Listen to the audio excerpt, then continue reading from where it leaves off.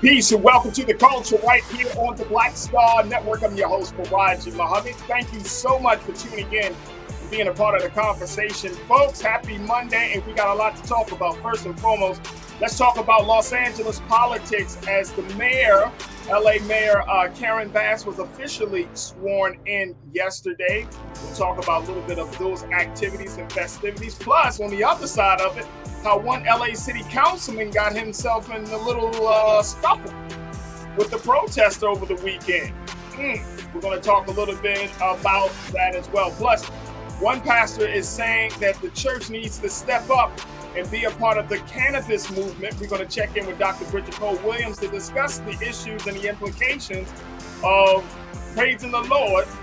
Pass me the weed. Here we go. We're going to talk a little bit about that. Also, President Biden has said that he would like African nations to join the G20 summit. We'll check in with Brother Michael in Hotep to get his thoughts about what could be the significance of this, and more importantly, what can certainly be the outcome for the motherland. And then later on, I got some updates. Cherelle Griner gave her updates and thank yous, and I'm going to tell you about what's going on in Brooklyn. So stay with us. A lot to get to on today's edition of The Culture right here on the Black Star Network. You ready to rock? I'm ready to go. Let's go.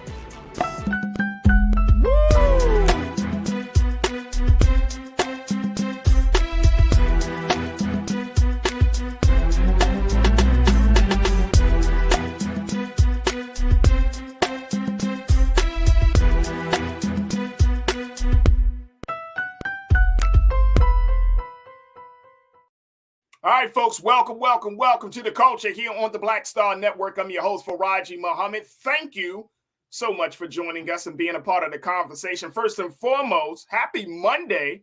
I hope you're enjoying your Monday so far. And it looks like December is kind of rolling through. I'm feeling it. Like, damn, it's almost the end of the year.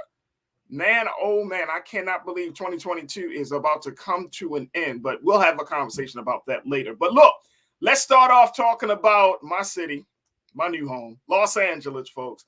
How LA is just going through some changes politically. All right, so on the first side of things, we saw yesterday, it was official, folks, Mayor-elect, former Congresswoman, and now the new mayor of Los Angeles, Ms. Karen Bass, was officially sworn in by Vice President Kamala Harris per Ms. Bass's request to have the vice president to be a part of the ceremonies, as this is an historic occasion for Mayor Bass to be sworn in as the first woman in the office and the first Black woman in the office. Folks all across the city of LA have been expressing their just thank yous and gratitude. And of course, there are some people that are not too happy, but that's the nature of politics. However, let me bring you up to speed on what happened just a little bit yesterday. And over the weekend, I even had an opportunity to go to a homecoming event for Mayor Bass out there in Leimert Park in the historic area of Crenshaw. And I will say, folks, Black folks are really, really excited and happy to have one of their own to become mayor of the city that is struggling financially, socially, and dealing with some other issues. But Mayor Bass says that she is not going to just go in and deal with these challenges alone, that she needs Black Los Angeles to step up. So I want to share with you what was just reported about Sunday's ceremony very quickly. This comes from NPR National Public Radio, where they talked a little bit about this. Take a look at his here, folks, that she was sworn in by Vice President Kamala Harris. Mayor Bass said her first task as mayor will be to declare homelessness a state of emergency in the city. Homelessness has risen in the Los Angeles area since the pandemic. The county released a 2022 report in September after not doing so in 2021. The count reached 69,144 unhoused people across the county. Woo! That's up 4.1%, and 41,980 people in Los Angeles City, up 1.7% since 2020. Now, the population in LA County is about 9.8 million, while the city population is about 3.8 million. According to Mayor Bass, she said, my emergency declaration will recognize the severity of our crisis and break new ground to maximize our ability to urgently move people inside and to do so for good. Now, we're certainly going to have, and take a look at this. This is Mayor Bass being sworn in as LA's mayor. First black woman, first black woman. I mean, she's making all types of history, but she has a Herculean task before her. But one of the things that she said at her homecoming event in Crenshaw was that she was certainly up for the task, that she does not plan to move forward in any other political office. She's already served in Congress. That she's not looking to become governor. She's not even looking to become president. She says, I'm going to be the mayor of the city that I come from. This is my home, and this is where I end my political career. So this is going to be her last hurrah, so to speak. And so I wanted to bring this out to you folks as we talk a little bit about this. And I want to bring in Nira Muhammad, who is an activist. She's an advocate. She's an educator. She's a screenwriter. And also she is the host of Queen Talks with Nira that you can hear on all streaming platforms. Dope podcast, which she talks about a lot of great things. And so happy to have her back on the show with us. Nira, good to hear from you. How you feeling? I'm good, Farajii. Thanks for having me as always. Absolutely. Let's talk a little bit about Mayor Karen Bass. We were both at the event on Saturday for her homecoming, and then yesterday she was officially sworn in as the new mayor of the city of Los Angeles. How optimistic, how hopeful are you about Mayor Bass taking on the big challenges the city faces? I mean, I truly believe that she has a good heart and a good spirit. I could feel that from being at the event. But I'm not very hopeful in any politician at this point, though. So for me, it's more like I'm not gonna walk in trusting you. You're gonna have to earn my trust, and you're gonna have to show up and show and prove. I don't care that you're black. I'm from Baltimore, where we've had more than enough black female mayors who have not helped really push the city forward, and so therefore, I don't really care that she's a black woman. I just want to see her do her job. Absolutely. It's just that simple for you, huh? It's that simple for me. I don't care anymore. I am so over getting excited about black politicians that come in and just show their ass. And to me, that's worse. That's worse than like a white politician coming in, because it's like you want to feel like their family, that like they understand you, they understand your struggle, they understand what you want for your children, they understand the struggles and the just you would think that they just would come from a different place of empathy because they have the same struggles as you. But once people get to a certain level, sometimes they can't even they can't understand. They what is that word I'm looking for, Farajii? Like I'm having a brain freeze. What, accountability? A certain level of accountability? No, it's like they just like they're so far removed. Oh, right. Gotcha. They're so far removed from the struggle that it's like they can't even empathize with you anymore. Good point. You know what I mean? It's like, remember when Lil Wayne had made that comment about like being a black male, like he doesn't feel like he had an issue with cops or race. No, he said something about like I don't see race, or I don't have an issue with race. And it's like until your black ass get locked up, but that's just a whole nother story. Right. So what is the so no, I understand that sentiment wholeheartedly, and I think that all across this country, that's one of the big challenges for Black America to really rally itself around Black politicians nowadays versus say 10 years ago, 15 years ago. We've heard all of the rhetoric, we've heard all of the talk, this is my person, Of course, being from Baltimore, you and I know we see that there is always that that cliquish type of politics that happens, right? And so I'm wondering, and I'm like, I've really got some good vibes I want to put out to Mayor Bass, because she got a very, very tough job in LA. She does. I'm very excited. I really am. I truly am excited, but I just don't want to get disappointed. And so I'm cautiously excited. I got you. She said one of her top priorities, she wants to make homelessness. This is something that you and I certainly have talked about. Homelessness, poverty. You have families in the city of Los Angeles that are on the streets, right? Yeah. You worked in the school system in Baltimore. You understand that the implications of families coming from, very, very unfortunate backgrounds, children coming from those spaces. From that point of view, how do you deal with the issue of homelessness? How do you make sure that the children that are unhoused are not mentally, socially debilitated by their living situation? I mean, first of all, let's talk about the housing disparity here in LA. I mean, you can talk about homelessness, but until you deal with the problem, which is the increasingly cost of living, and I'm not talking about gas prices or how much it costs to get a pack of chicken. I'm talking about rent in itself. Until you deal with, I want to hear her say, I'm going to deal with rent disparities.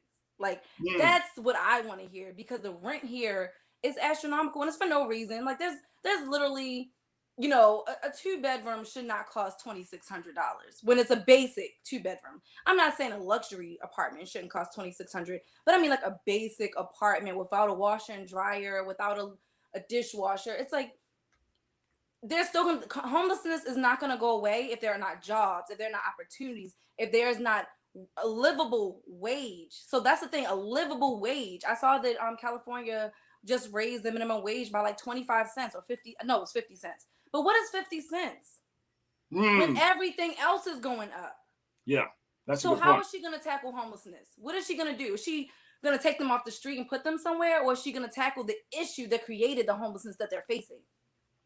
So I think it's a couple of different things. I mean, I think part of the reason why she's going to declare homelessness a statewide, a citywide emergency is to get some more additional funds. But I've heard her say in previous discussions, she said, you know, her plan has always been to at least get 17,000, from 15 to 17,000 people off the streets, right? And looking at the situation of rent disparity and I don't know, you know, and I think that's the only time we'll tell. We'll see how hard she goes against developers and trying to take advantage of it. Even landlords, you know, slumlords or whatever, like how hard she going to bring it. Unless they do something about the rent disparities, we're always going to deal with homelessness here. Always. Yeah. It's not going to go away. As a full-time teacher, I cannot afford a 2-bedroom apartment in LA by myself. And I have to be certified. I have to have a degree, and I can't afford it. I could, but I'd be skating by. Yeah. I would literally be skating by. There's so many people here in LA who literally have a roommate, and they hate having a roommate. I mean, I see people in the groups that I'm a part of complain about their roommates every single day, but they're like, it sucks because I genuinely can't afford to live on my own. Yeah. And I went to college. I have a degree. I have a whole career, and I can't afford to live on my own. That's the biggest problem we have in LA. That's a huge problem. Huge problem. Very quickly before we take our first pause, Ming Lee, Natasha Surge, you checked in and talking about the hopes that Black folks have for other Black folks in leadership and political positions. You said that's because y'all look for Black people to move mountains when they get in office, and that doesn't happen. Well, no, I don't expect you to move mountains. That's not true. But I do expect you to speak towards my interests. That I do expect. If you get in office and you say that you're going to work on education and funding, and then you get into office and I don't see any change in education and funding, as an educator, someone who's actually in the system, then that's when I have a problem. I don't expect you to get in and be like, oh shit, we got reparations. You know what I'm saying? Like, I'm a logical woman. I hear you. Lana checked in. Lana, you said all Black males have tough jobs, so push the government to fix it or get out the way. This is their heart. I rock with Karen. I remember when she held up that iron war, but she changed. And I get it. I get it. You know, and here's the thing, folks, we always talk about this. When you get into political office, the expectations, and to your point, Ming Lee, Natasha Surge, to your point, the expectations have to be realistic and tempered, right? Yeah. My 60-40 deal. You get 60% of what I like, 40% of what I don't like. But as long as you get some stuff done, right? Let's get some stuff done. Karen, my sister in LA, you checked in. You said, look, I was invited to Mayor Bass's inauguration as an honored guest. The event was wonderful. The entertainment was A-list and over the top. She deserves a chance. I think she would do a good job. Look, let me tell you, I'm going to do my part here in the city of Los Angeles to help Mayor Bass to make things happen. She said it at her homecoming event this past weekend. She said, I need help. She got over 300 openings of people she needs to fill for her administration. She said, but I need help. And I'm like, I'm going to help. I'm not going to sit on the sidelines, even though I'm new to the city and all of this stuff. We know that, Nira, that we're not going to just sit on the sidelines and just be like, complain. I'm going to jump in there, heart first, then the rest of myself, I'm going to help. Yeah, for sure. I'm definitely excited that we have a Black woman as a mayor in the city. Again, I'm just not the type of person that's going to look at you and be like, oh, you're Black, that means you're down for me. That's not how I roll. But I am excited about her, and I do look forward to seeing what she does for the city. Absolutely. All right, folks, when we come forward, we're going to talk about some LA politics on the other side. Even though we got this great moment of congratulations and success, and this is a moment of hope. On Friday night, LA City Councilman Kevin De Leon took things into a different space. I'm going to share with you when we come back from the break what happened as he was approached by a bunch of protesters at a Christmas function for families. We got video to share. Stay with us. It's coming up on The Culture right here on the Black Star Network.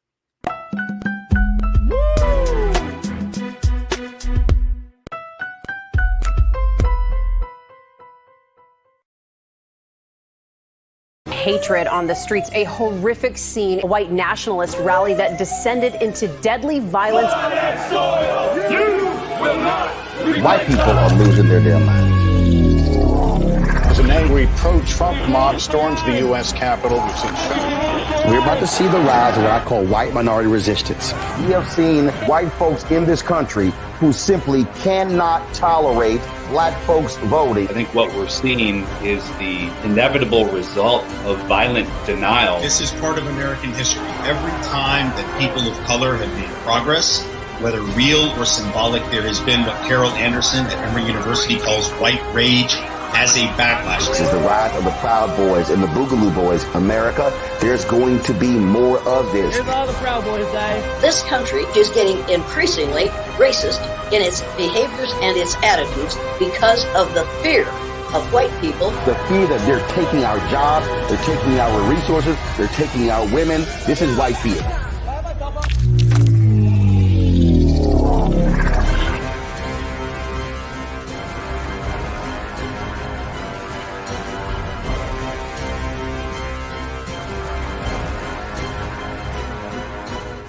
Pull up a chair, take your seat.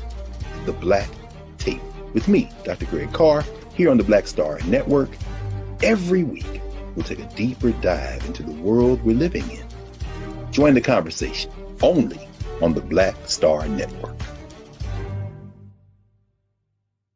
When you talk about blackness and what happens in black culture, we're about covering these things that matter to us, speaking to our issues and concerns. This is a genuine people-powered movement. There's a lot of stuff that we're not getting. You get it, and you spread the word. We wish to plead our own cause.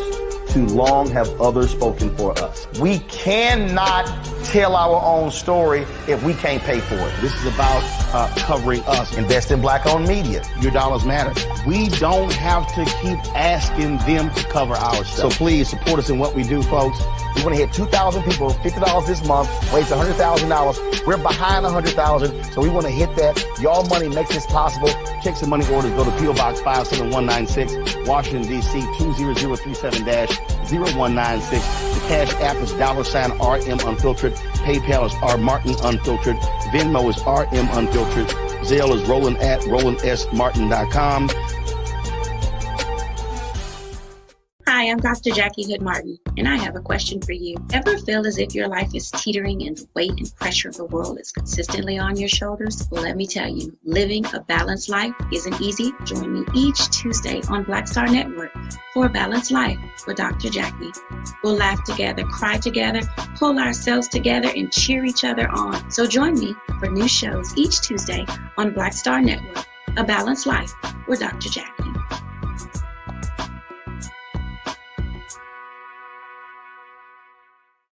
Don't you think it's time to get wealthy? I'm Deborah Owens, America's Wealth Coach, and my new show on the Black Star Network focuses on the things your financial advisor or bank isn't telling you. So watch Get Wealthy on the Black Star Network.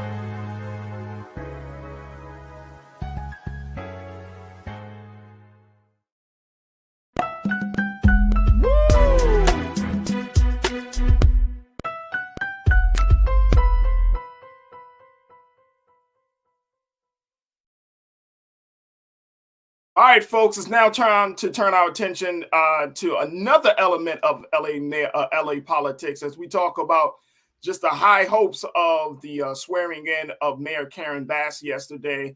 There was a low point in the city council that happened over the weekend just as well. LA City Council Councilman Kevin De Leon, who is one of the three Latino city council people that were involved in a recorded conversation where they had expressed some anti-blackness views and were manipulating or really conspiring to figure out how they're going to continue to hold on to some semblance of power by disparaging Black voters and Black residents of LA. Well, he continues to go down the embattled road, even though the councilman said he would not quit his post as a councilman, as his colleague Nori Martinez has done. And as a result of him staying steadfast, folks in LA are giving him the blues. On Friday night, he went to a Christmas function in Lincoln Heights in East LA, and he was met with a barrage of protesters. Take a look at this, folks. Here's the video that has been circulating all across the country. This is in Keenan area. Let's see if we can pull up this video, because you got to see what happened to this councilman when he went to this situation, and just let me know when that video is going to be available. But essentially, Nira, and I want to bring you back into this. All right, we got the video. Take a look at this, and then Nira, I want to get your take on this. This is Councilman Kevin De Leon leaving an event, a Christmas event in East LA on Friday night, and then he was confronted by some protesters. Take a look. Kevin, resign, Kevin. Violence you're inflicting on this district.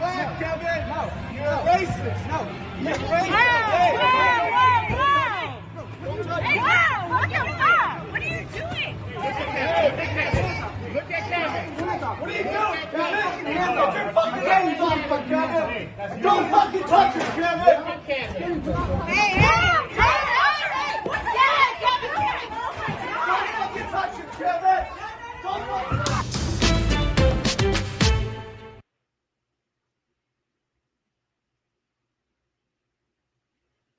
That was a protester by the name of Reedy, who's a part of a couple of social justice organizations in the city of Los Angeles. And now, as you saw, that situation happened on Friday night. Los Angeles Police Department is investigating, and there are conflicting stories as to what led to that fight between Councilman De Leon and that protester. Nira, what's your take on that moment? First of all, can I just say that I feel like if any politician or anyone comes out and says anything that is considered to be anti-Semitic, they would be removed. Or anti-Black. Huh? I was just saying anti-Semitic or anti-Black. Because he was talking about, he was. No, that's the point I'm making. When people come out and they are say something that is anti-Semitic, they lose their post. But when people say things that are anti-Black, they have the right to choose whether or not whether or not they step down or stay within their post. And I want to just kind of start there, because for me, that's the problem. And I think that, one, I do feel sorry for the brother, because he kind of like approached this man and things didn't go the way he thought it was going to go. Let's just say that. So that was just unfortunate. It was an unfortunate situation all around. But just the fact that this man or that these people are allowed to keep their post. Kanye West lost everything by making anti-Semitic comments, but you can be caught talking trash about Black people and nothing happens to you. That is the problem with this country. That is very true. That is very true. And there's no law for that. So there's no law for that. I mean, they can't. Is there a law that says you can't talk about Jewish people? No, it's an unwritten law. So there's not a law that you can't talk about Jewish people, but you'll lose everything. Yeah. But you could talk about Black people, and all they can tell us is that there's no law that can remove this man from office. Right. That's bullshit. That is bullshit. Well, here's I think a couple of things along with that part of the conversation. One is that Black folks don't wield the same level of power and influence that Jewish people wield in certain spaces. So you're not going to get, and I get your point. I think you hit. These are elected officials. If you are caught talking about Black people, what are you saying to your constituents? How can I live in a place where you're my council person as a Black woman or as a Black man and know that that's how you feel about me and you can keep your job? How can I trust the government? You ask me to trust my politicians. Why should I? Right. My politicians can talk shit about me, my line, my people, and nothing. Right.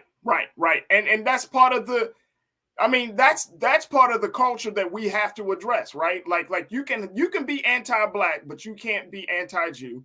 You can't be anti-LGBTQ, right? Nope. Or certainly you can't Nope. be anti-white. You will lose. But you can be anti-black. If those politicians came out and said anything about the Jewish community or the LGBTQIA community, they would have lost their post. You cannot tell me anything differently. Yeah, I understand. I don't believe anything differently. If they would have been caught talking about Jewish people on camera, they would have all lost their jobs. Every last one of them.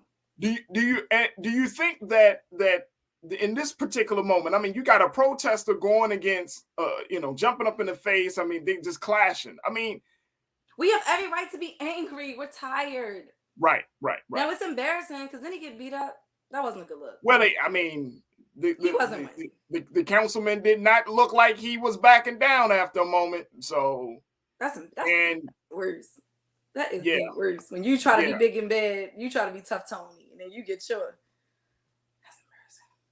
That's embarrassing. That's not good for the culture. Let's just say that's not good for the culture. That's not good for the culture. That's not good for the culture. You're getting handled.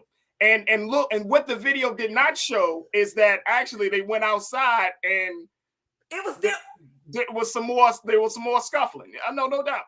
The councilman said that he got the protester hit him in the face one time, but then he missed the second swing. And it's not funny. I should not be laughing. God, please forgive me. I'm just saying, like, this is crazy. This is crazy. We're living at a situation, right? And it's like part of, the cultural side of things is like, damn, like this is, to your point, you could talk bad about Black people and not lose anything. But then we're also looking at a situation where there's a real breakdown within the political space where Black folks got to resort to violence against their against representatives in government. And that's the scary part. Like, you got to run up on somebody and be all up in their face and the whole nine. And that's I just feel so bad for us. Like, it's just like someone who loves history, and you just think about all the things that we as Black people have gone through and that we're still going through. It's just not fair, man. No, not at I all. feel like, and I know when people are like, oh, that doesn't give Black people the right to act a fool and embarrass themselves. But can we talk about trauma for a minute? Go ahead. Can we talk about how trauma spills over and how sometimes your body doesn't know how to react to trauma but to be aggressive? It's like you're so angry because you're so tired and you're so fed up and you've been patient for so long, and we've been told to march and we've been told to protest and vote and walk the walk and just hold your head up and just, you're almost there. You're going to get to the promised land, and we're not there. Right. We're tired of being told that we're going to get to the promised land. Right. We're tired of being told that we're going to get reparations. We've been begging just to get $20,000 to cover our student loan debt. Yeah, and even that's been put on hold for some BS. Hey. We're tired in this country. Hey, Mira, I'm like your favorite artist right now, Summer Walker. I'm over it. I am. Like, she's not a favorite artist. Don't do SZA like that. First of all, don't do SZA like that. I said Summer Walker. I said exactly, and you know she my favorite. SZA is. So don't disrespect SZA like that. Summer was my stand-in while I was waiting for SZA to make an album. Okay. And she's back now. So she's back now. Hey, look, let's get some comments from our online culture crew. McCole, you checked in and you said the protester got in the councilman's face. He messed around and found out. Yep, he did. There's You're right. Yo, wow. There's a way to protest what the councilman did said without body contact. I'm just saying. There's a huge way. There's a huge Especially way. If you're gonna get your and don't underestimate the person whose face you in. And you gotta know you gotta choose your battles. Hey man, don't everybody ain't weak. You gotta choose. You don't think, because you might get yourself handled. Hey Damon, don't think I missed that comment, Damon. You said it yourself, Damon. You said that man got handled with the 3 laughing face emojis. Black folks, y'all sad. Y'all just that's how we do in the culture. First of all, when you showed me the video originally, it's unfortunate. I was like, am I supposed to laugh? Are you laughing? I'm not laughing. It's just unfortunate that you get handled. Let me go to Willie Frazier. Willie, my guy, you say it looks like a lawsuit was the aim. I mean, yeah, it looks like that. It looks like that. If you were trying, and look, let me tell y'all, folks, and Nira knows it. Like, there are in meetings, when you have organizing meetings where, you're going to do a mass protest or something like that, and you're going to confront the people that are the target of your protest. There are meetings that I've been a part of that say, get in your face. You know, these are the tactics that protesters are oftentimes told to do to elicit a certain type of response. So I wouldn't be surprised, Willie, if a lawsuit is there, because I've heard it myself when people say, who's filing the lawsuit in this situation? The lawsuit could be filed by the protester. The lawsuit could be filed by the protester. That's why he had his hands up. He was in his face. But, you know, come on, people. Y'all know this is the culture. We're going to keep it 1,000. Look, if somebody's in your face, inches away from your nose, spitting and yelling and screaming, and they may have their hands up, you still in my personal space. I'm going to handle you. Let me just tell y'all, I'm going to be honest with you. I don't roll with Kevin DeLeon, but I understand the sentiment. I understand. Let's just say get the hell out of my damn face. Like a person spits in your face. Yeah. That kind of accelerates the altercation. Oh no. You know what I mean? Like that accelerates it. You're not gonna do that. You're not gonna stand in my face, yelling, scream, spitting, COVID time, all this stuff. You got your hands up? No, sir. I'm about to handle you, bro. I'm about to handle you like a piece of meat, son.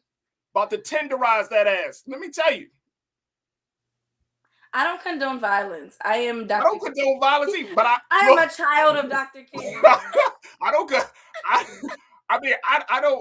don't like to be violent, but I damn sure am an advocate for self-defense. I am an advocate for self-defense. You know what I'm saying? But bring the cross. Farajii, can you call it self-defense if a person did not actually physically touch you? No.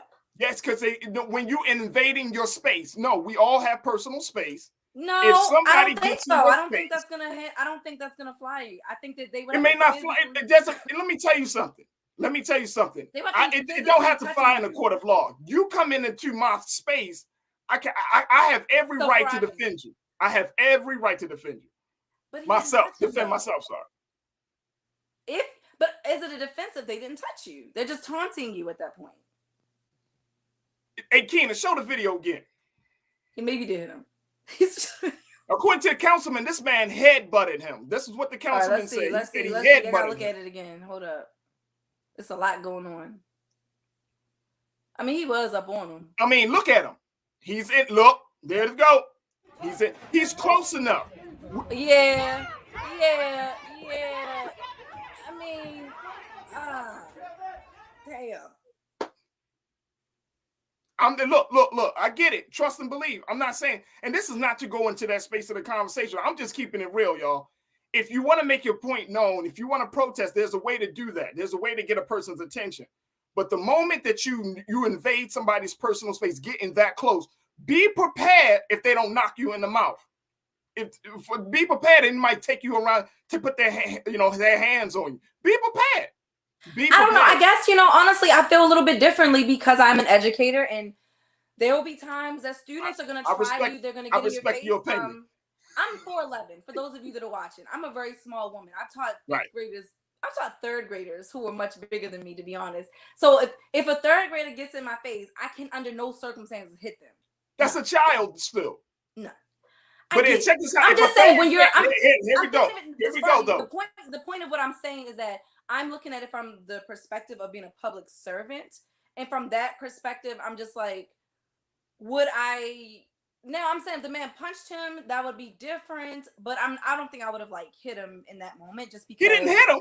He just kind of jacked him up. He jacked him up and held him down. I don't really see a need for a lawsuit from either side. I feel like this is more of a situation where they need to just. I'm hoping that the councilman will rethink his position. I'm hoping that the city will rethink his position. But I mean, this is a sign that we're upset and we're tired. There it is. Look, we got to take a quick pause. When we come forward, let's switch gears. Let's talk about some other stuff. I'll get outside of LA politics because it's up and down in this city right now. But it's all good because now we want to talk about, when we come back from the break, let's talk about what one pastor says about what the church can do to get more members and to evolve with the times. We're going to be checking in with our quote-unquote cannabis doctor, Dr. Bridget Cole-Williams, to give us some insight about what Pastor Bryant has suggested that his church wants to get into as it relates to praising the Lord and passing the weed. Stay with us. That conversation is up next here on The Culture on the Black Star Network.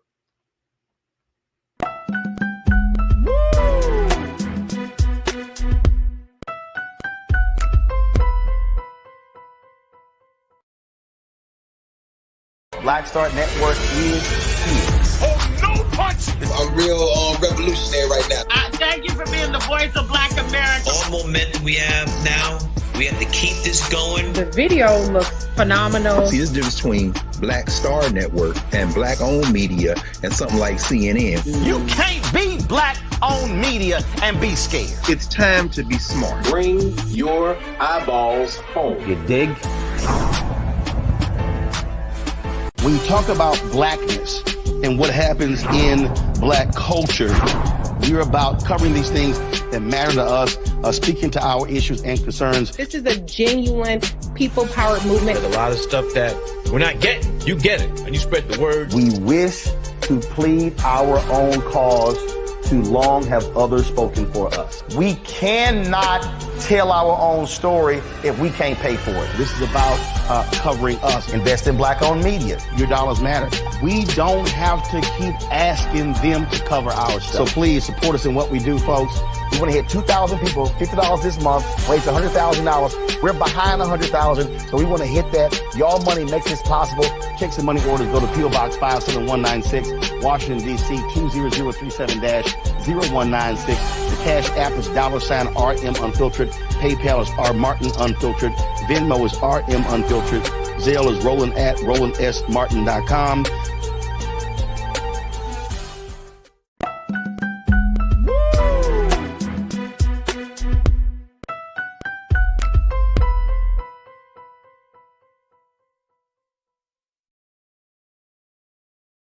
Hey folks, welcome back to the show. Let's talk about cannabis right now and the church. Yes, out of all places, these are the two parts of a major conversation that's happening in both faith circles and in the Black community. As Pastor Jamal Bryant, who serves as the pastor of the great church that Reverend Eddie Long down in Atlanta did, that served before his passing. But Pastor Jamal Bryant is once again back in the headlines.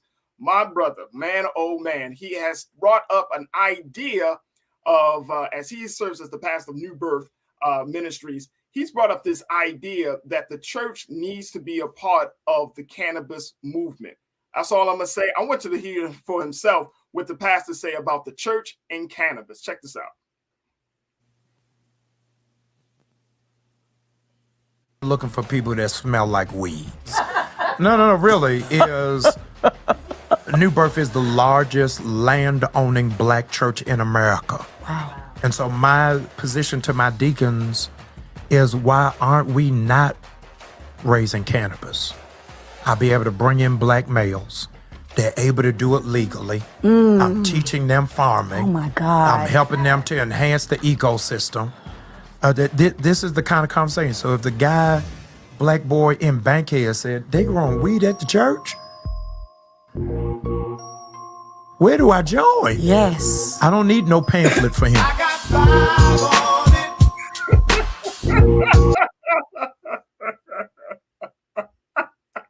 I like how they edit that clip. Let's bring in my culture crew members today. We've been chatting with Nira Muhammad, host of Queen Talks with Nira podcast. Also, we got B Fly joining us as well, who is a filmmaker and an artist. Look at her. Look like she just stepped out of Black Hollywood. There we go. You're crazy. Let me adjust my shit. And we got our cannabis doctor. She is the author of the book, Courage in Cannabis, Dr. Bridget Cole Williams, who is here to talk to us. I got 3 dynamic ladies on the panel to talk about this. Black women, talk about the controversial view that Pastor Jamal Bryant had put forth that has gotten everybody talking. First and foremost, Dr. Bridget, you are actually, I got to remind folks, you're just not some quack. You are a board-certified family physician. Yes. You have been practicing medicine for a long time. You have been doing a lot of research on the benefits of cannabis, and you have also, I've seen you have put up together some videos to talk about CBD for children. I mean, you've been really studying this, and of course, you've been put out this book, Courage in Cannabis. We talk about the inspiring stories, but this idea of the church and cannabis, first and foremost, is this new?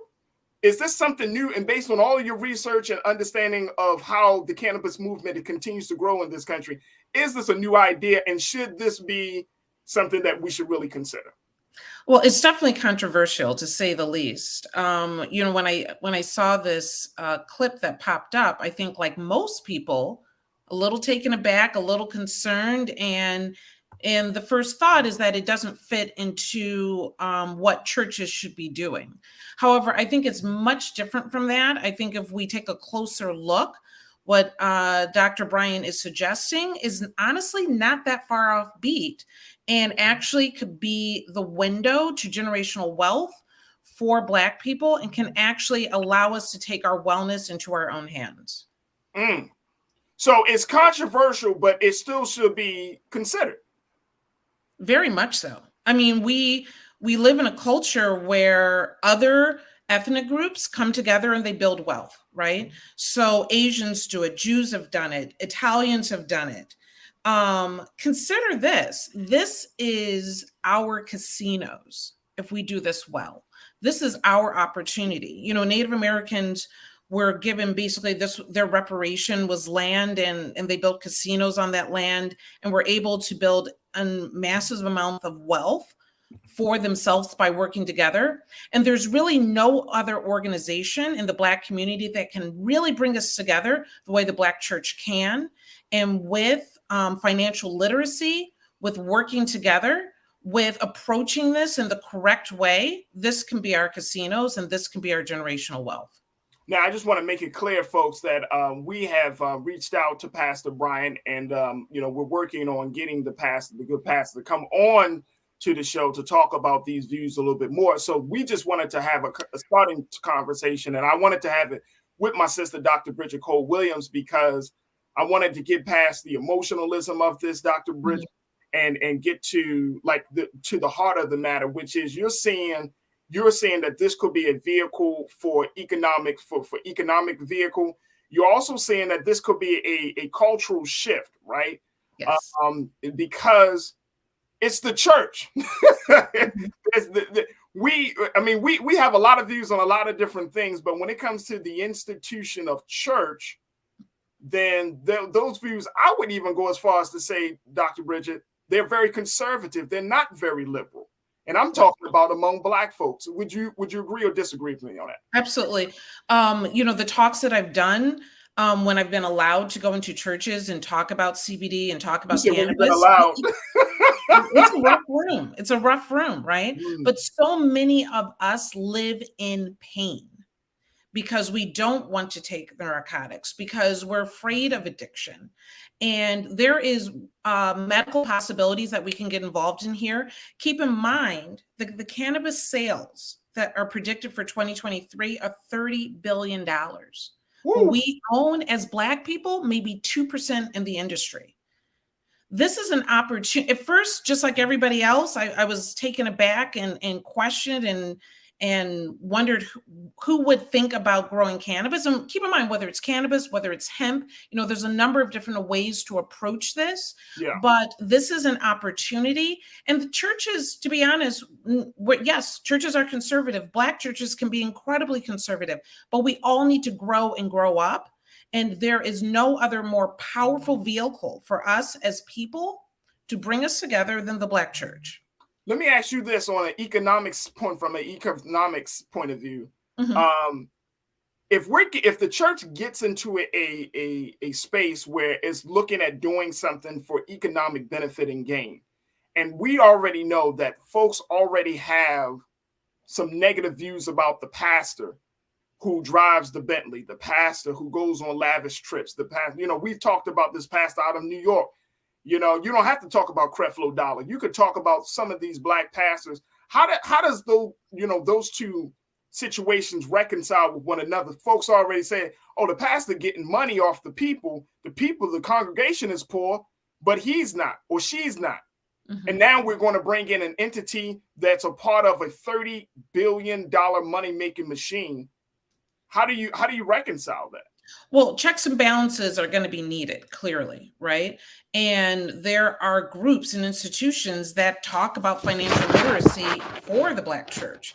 the National Black Church Initiative is about bringing financial literacy into the church for the people. But this idea of, the pastor with the Bentley and growing so much personally, this will be the opportunity for pastors to literally spread the wealth. And so I agree, there's some bad ideas and stigma around sometimes the Black pastors and, across the country. This is the opportunity to correct that and to spread that. And like I said, not just for that congregation, not just for those people, but to allow it to grow within the people that participate in that program. And there's no reason why we cannot be a bigger part of this $30 billion industry. Do you There's think no reason why we are living in pain and allowing our elders to live this way? Should pastors use the scriptures to justify this, or should this be kept as separate, saying, look, this is a church idea, this is not an ordained idea? Because how do you present that to your congregation? You say, oh, go to this particular scripture, and he says, use this from the land. Because I can hear some pastors saying it, Dr. Bridger. I can hear some pastors trying to look for scripture to justify this. But I mean, if you're going to just have a cannabis situation, let it be just the business of a church rather than trying to make it seem like God had ordained us for all of us to smoke and get high. You know what I'm saying? Like, it doesn't have to be about the smoking and getting high. It can be about correcting the wrongs that have been done to us as a people. And so do I think that there should be some separation between the church pew and the the drying and growing of flower? Probably, but there is quite a bit of scripture that does refer to cannabis, and it's in no means in a negative light. So if that supports it, fair enough. But this is an opportunity for the power of the church to really come into play. And churches have been involved in healthcare since forever, and they've gained quite a bit of money from it. This is an opportunity to spread that wealth. Absolutely. And then we know also, because of just even with the recent pandemic, there was a whole conversation about churches and the vaccination. Should members of churches get vaccinated? So this is another layer to the conversation. All right, let me bring back Culture Crew member Nira Muhammad, B Fly. Nira, I'm gonna start with you on this one because I know where you stand. And you know Pastor Bryant. Nira, you know Pastor Bryant. So we also know the vein in which the pastor is kind of working from on this piece. Again, we're hoping to bring the pastor on, so I'm gonna get that worked out. But B, what's your take on this, Nira? Farajii, cannabis has been unsickling my cells since literally 1996. Okay. And so medically, I have gone through so much. Legally, I have gone through so much, and am here, still holding firm to my knowledge and waiting for the rest of the world to catch up to the wisdom. At the end of the day, the doctor is right. We do not have to live in pain. And so Black people have this idea about Black pain, that we are supposed to be married to it. And so Jamal Bryant is a part of the, what will we say? We've always called him a part of the prosperity preachers, okay? So we have certain preachers, we have certain congregations that want you to be prosperous. And then we do have some congregations that want you to stay in Black pain. All right. So it's like, so you really have to determine, who are you? Do you actually want to live pain-free in other ways that have nothing to do with the pharmaceutical industry, or do you want to continue to live in a very Black taxed way, and so it's like, so this is the time to make those decisions, but we also have to keep our dope boy in mind, because we have been literally crucifying the dope boy. Absolutely. As long as the dope boy has existed, as long as the dope boy has been literally creating its own, his own, her own pipeline to economic freedom. Yeah, absolutely. Right? So Absolutely. now that we've collected all of this data, we're running into this commercial process with it, but we're still criminalizing. Like the state of California still has yet to release my 2 strikes. I have 2 federal strikes from the state of California that has still yet to be released. I was expounded from the state for 10 years, my home state. Understand what we have gone through in the name of cannabis. Yeah, you know? And so it's I want to get Nira's take on this before we take our next pause. Nira, what's your take on this?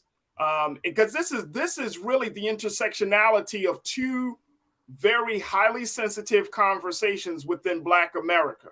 Mm-hmm. We haven't fully embraced the cannabis culture in Black America. Yeah. And we know that church culture is. I'm 33 years old, and I'm still like afraid of like smoking around your dad. Like that's how ingrained like the fear of like cannabis is. Like I still like, and it's something that I love, and I still feel like a stigma being a Black woman who smokes cannabis. So that's on one end. Then on the other end, I have a father who overdosed and died off of morphine, prescription pills. So when you have a parent that died from prescription pills, you have a different view of the pharmaceutical industry and of medicine. So for one, I'm always going to be team pro cannabis, whether it's in CBD form, whether it's in gummy form, whether it's in a topical form, whatever it is, whether you need it for sleep, whatever. There are a lot of different things that it can be used for. I know for me, it was for anxiety and for the fact that I have celiac disease, and it really helps my appetite with my weight. And so many, it helps. That's that. Yeah. I know Jamal. So, you know, this isn't far-fetched for me getting this from Jamal. That's one. I do, I appreciate what he's trying to do in terms of bringing in Black boys, Black men in the congregation in terms of helping with the economic wealth. I am hoping that this isn't a situation where you see Jamal and all the other pastors all of a sudden fattening their pockets and you don't see that wealth trickle down to the people. Do I agree that this is going to bring men into want to be Christian? No. But do I agree that it's going to at least bring them to the table and have more conversations? Yes, I do believe that. So I don't know. I don't really know what Jamal is trying to do in terms of like him saying it's going to bring people to the church. I don't really agree with that. I don't think that's going to make people want to be Christian because again, you still have all these contradictions and hypocrisies within the church. So I don't think this is not going to be a magical cure for like getting millennials to come to church, because millennials, we are the generation that's like, nah, church isn't what it used to be or what you said it was. And we are pulling away from church and organized religion. And I don't think that this is going to make people want to go to the church because we've already been smoking weed. We've already been, you know, but I do think it'll be a good avenue if it is something that allows them to get into the business of marijuana. Okay? Absolutely. We got to take a quick pause, Doc. When we come back, I want to, take some of the comments from our online culture crew, continue to take your analysis and B's and Nira's analysis as we talk about this. The church and cannabis, Reverend Jamal Bryant of New Birth Ministries has put forth an idea to Black Americans saying that the church should be involved in the growing cannabis movement. What do you think? Post your comments in our chat as we're streaming live on Facebook, YouTube, Black Star Network, and we'll continue to have the conversation on the other side. So stay with us. It's The Culture here on the Black Star Network.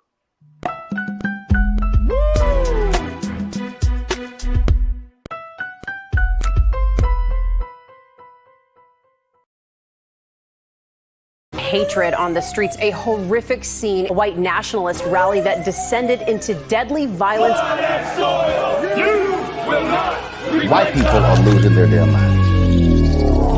As an angry pro-Trump mob stormed the U.S. Capitol, we've seen shooting. We're about to see the rise of what I call white minority resistance. We have seen white folks in this country who simply cannot tolerate Black folks voting. I think what we're seeing is the inevitable result of violent denial. This is part of American history. Every time that people of color have made progress, whether real or symbolic, there has been what Carol Anderson at Emory University calls white rage as a backlash. This is the rise of the Proud Boys and the Boogaloo Boys. America, there's going to be more of this. Here's all the Proud Boys, guys. This country is getting increasingly racist in its behaviors and its attitudes because of the fear of white people. The fear that they're taking our jobs, they're taking our resources, they're taking our women. This is white fear.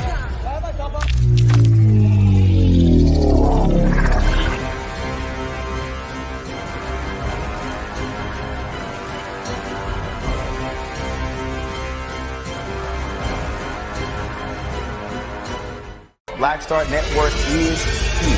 Oh, no punch! I'm real revolutionary right now. Thank you for being the voice of Black America. All momentum we have now, we have to keep this going. The video looks phenomenal. See, there's a difference between Black Star Network and black-owned media and something like CNN. You can't be black-owned media and be scared. It's time to be smart. Bring your eyeballs home. You dig?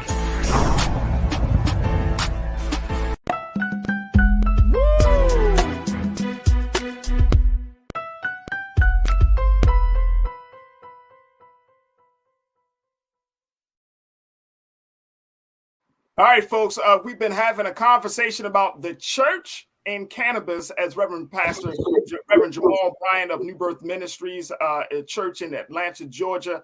He has put forth a proposal to Black folks and to the rest of America, making the point saying that the church should be involved in the cannabis movement. Why not? He said growing weed may help bring Black men to church. So if that's how you get Black men to church, then why not have cannabis being sold by the church? We've been checking in with a family physician and author of the book Courage in Cannabis, Dr. Bridget Cole Williams. We also been checking in with two dynamic Black women who are advocates of the conversations. Nira Muhammad, who is the host of Queen Talks with Nira podcast, and B Fly, who serves as a filmmaker, and she is co-founder of Black Waterhouse Productions.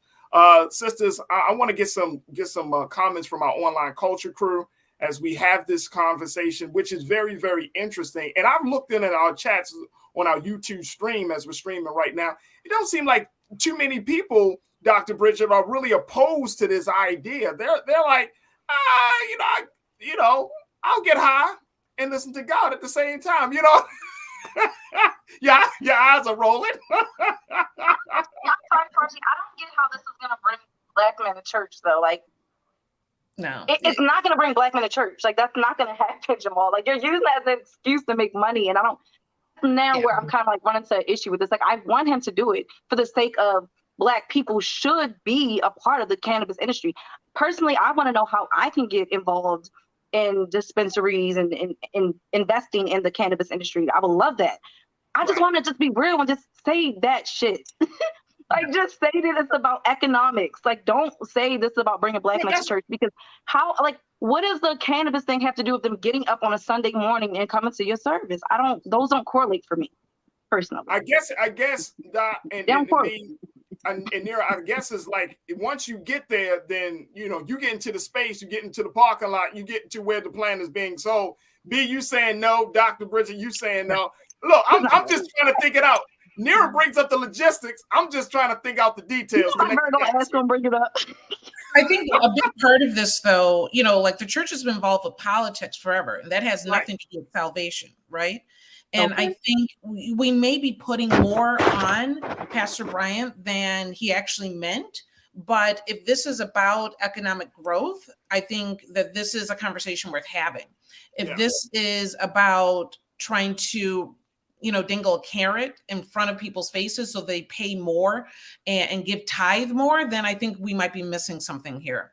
But I think the most important part, and I think this is what we're all coming together on, is that education around cannabis and hemp and health is absolutely crucial here, because the stigma and reefer madness is alive and well. We need to change how we think about cannabis. We need to change our perception and the stigma so that we can see it in a different light that allows us to grow instead of being traumatized by the war on drugs that we've experienced from the 70s and 80s.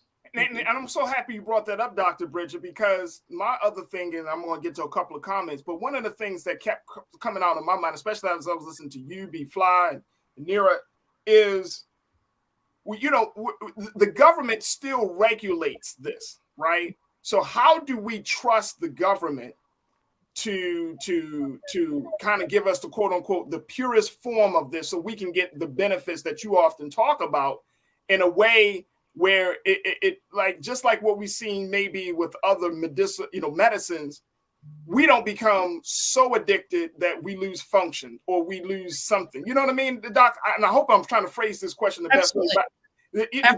There's a trust factor that I think that we need to discuss, because we're Black folks ain't bringing in the cannabis. Mm-hmm. But I will say that, from my teachings, and I was just in Atlanta in October with the Cannabis Literacy Club, which are Morehouse graduates that put together a educational forum so that we can be educated and know cannabis well. So there are opportunities for us to grow here. And I don't know if we should always trust the government when it comes to this. We know the problems that the government does or brings to Black people when we allow them to be in control of our wellness and our health and every other aspect of our life. So the idea of us being in control of our own finances, of our own wellness, from my teaching from when I was down in Atlanta, you get some of these young men and women that are excited about something that they understand and love and are learning about. Yeah. We can grow this. We can process this. We can fight it we can be our own industry if we put it back in our own hands. Africans have been involved with cannabis since the 1500s, if not before. Let's straighten out this whole perception. Let's educate our community well, and let's change how we go forward and allow cannabis to be that vehicle. I want to bring in another voice in this, because my brother, he's chomping at the bit. He's like, look, man, I need to be a part of this. This is my brother Michael in Hotep, who is a scholar. He serves as the host for the African History Network. You can find him on his podcast. Brother Michael, let's bring him in real quick. Brother Michael, thank you so much for joining us. I know you were going to talk about this other thing, Brother Michael, but I know you were like, wait a minute, bro. Hey, Farajii, bring me in. Put me in, coach. Well, absolutely. How's everybody doing? Hotep to everybody. Good. And peace to the family. So when the doctor mentioned reefer madness, has anybody mentioned, so I just came in right about 4:00. Has anybody mentioned Harry J. Anslinger? Not yet. Okay, so you have to, whenever we have this conversation dealing with cannabis, or what used to be called hemp, when white people were growing it and trading it and it was a crop, we have to go back to the history of why it was made illegal. Because as long as white people were using cannabis or hemp and they were using it for medicinal purposes, it was no problem. The problem came with Filipinos. The problem came when Mexicans. The problem came when African Americans started using it. Now it became a problem. It became illegal basically in 1937 because of the marijuana prohibition tax. And that's largely because of a man named Harry J. Anslinger, who was a virulent racist. And he was the first chairman of the Federal Bureau of Narcotics.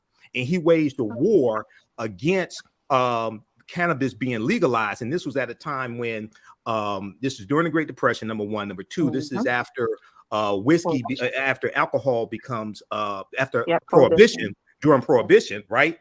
So they're looking for another target, and they're looking for another target to keep the funding going, to keep their department intact as well, to keep the department funded. So he goes after marijuana. Now, he consulted with about 30 doctors, and he put forth the notion that marijuana affects people mentally, and he put forth the notion of harmful effects of marijuana. He consulted with about 30 doctors. 29 of them disagreed with him. One agreed with him. He went with the opinion of the one doctor. He testified in front of Congress in 1937. And he said that white women crave black men sexually when white women are high on marijuana. Don't take my word for it. Go read the article from theatlantic.com called How Neuroscience Reinforces Racist Drug Policy. How Neuroscience Reinforces Racist Drug Policy from June 12, 2014.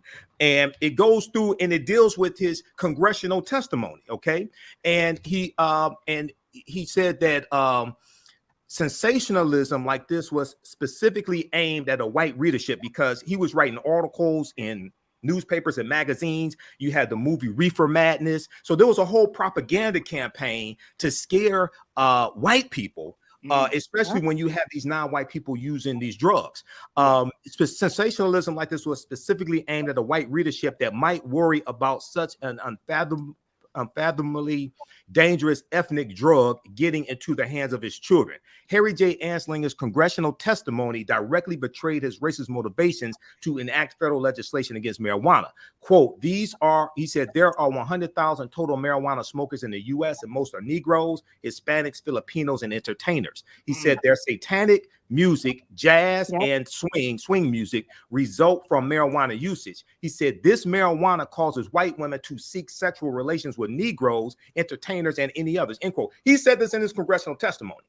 Now, this is why marijuana became illegal. It had nothing to do with causing brain damage or anything like that. As long as white people were using it, it was fine.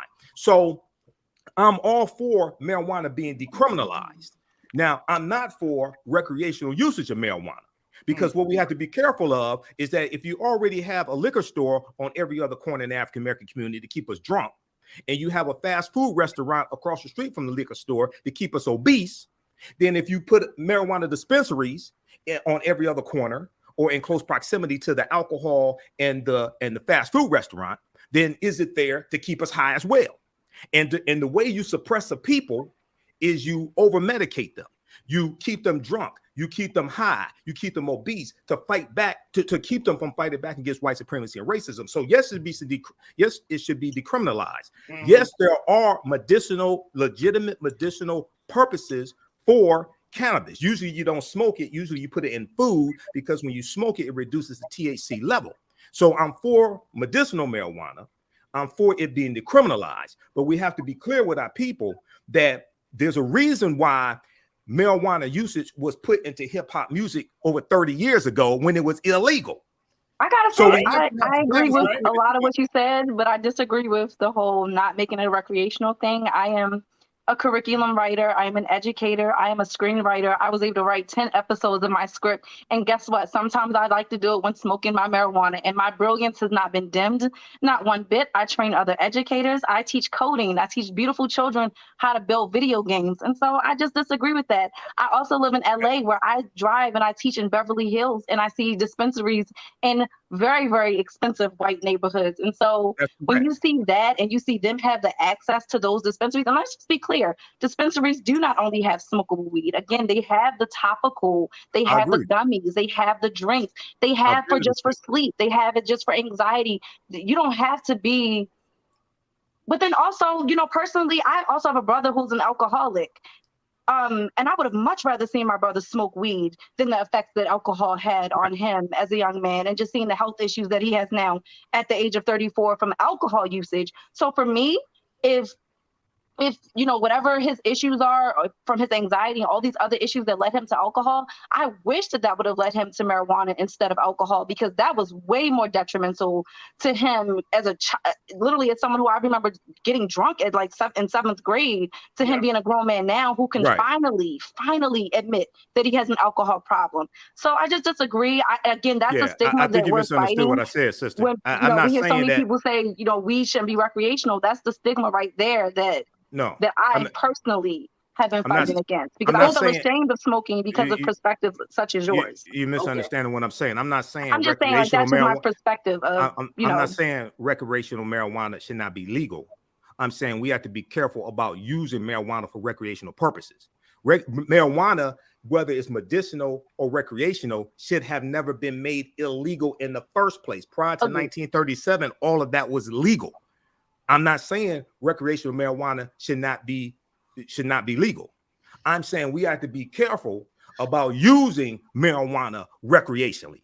It has a medicinal purpose. I don't use alcohol. I like to use it recreationally, and I personally don't think there's anything wrong with anyone wanting to use it recreationally. Okay. Now, I'm not saying if it's something that's creating a situation where you're not getting up and going to work, or if it's, that's not what I'm saying. But I also am someone who can use it recreationally and still be a brilliant, successful young woman. That's the point that I'm making. So I don't you're one of the lucky ones. I don't correlate a dispensary in the community that I correlate the same way that I correlate a liquor store. That's just simply what I'm saying. But I respect your point of view. Okay. Go ahead, brother Michael. I'm gonna let you finish, and then I want to get from Dr. Bridget and B. So it still comes down to education at the end of the day, that, you know, these very emotional and strong opinions that we have are really based a lot on the viewpoints and stigmas that have come about.